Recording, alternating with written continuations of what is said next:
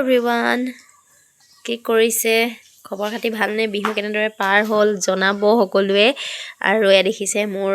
যিহেতুকে আজি 21 তাৰিখ আমাৰ ইয়াত বিহু প্ৰগ্ৰেম আছে আজি আৰু কাইলে 21 22 সেই গতিকে ব্লাউজৰ অৰ্ডাৰ আছিলে এটা মই চিলাই ৰেডি কৰিছো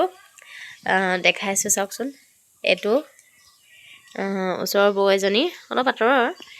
আৰু হাতৰ ডিজাইন এনেদৰে দিছো পিন্ধিলে ধুনীয়াকৈ ফুটি উঠিব এটো হাতৰ ডিজাইন এনেদৰে বনাই দিছো আৰু বাকি সিম্পলে পিঠিকাত এনেদৰে কৰিছো এটো এটা ব্লাউজ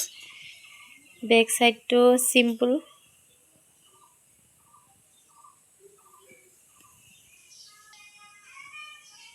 আৰু এটো হৈছে ৰেড কালাৰত বগা ফুল থকা ফুলটো বৰ ধুনিয়া লাগিছে আৰু মৰম লাগিছে ব্লাউজটো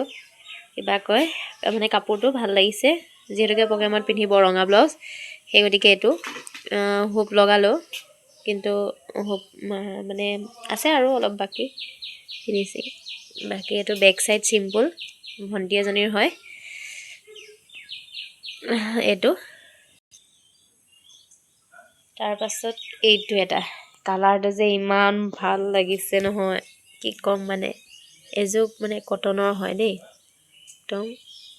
ধুনিয়া ভন্টি এজনী দেখিছে এই তিনটা ব্লাউজ কমপ্লিট কৰিছো আৰু এটা মানে চিলাই আছো হোৱাগে নাই যেহেতুকে এতিয়া 9টা বজাত আমাৰ পতাকা উত্তোলন হ'ব যেহেতুকে জাতীয় গামোচা উত্তোলন কৰিব তাত যাব লাগিব ফিল্ডত আছে এটো হৈছে আৰু এটো হৈছে বেক সাইড এনেদৰে এই তিনটা মানে কমপ্লিট কৰি থৈছো নিবলে আহিব ধুনিয়াকে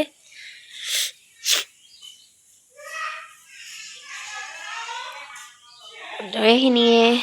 ভিডিও আছিলে মোৰ আজি ব্লাউজৰ ওপৰতে তিনটা কমপ্লিট কৰিলো আৰু দিলো বাকি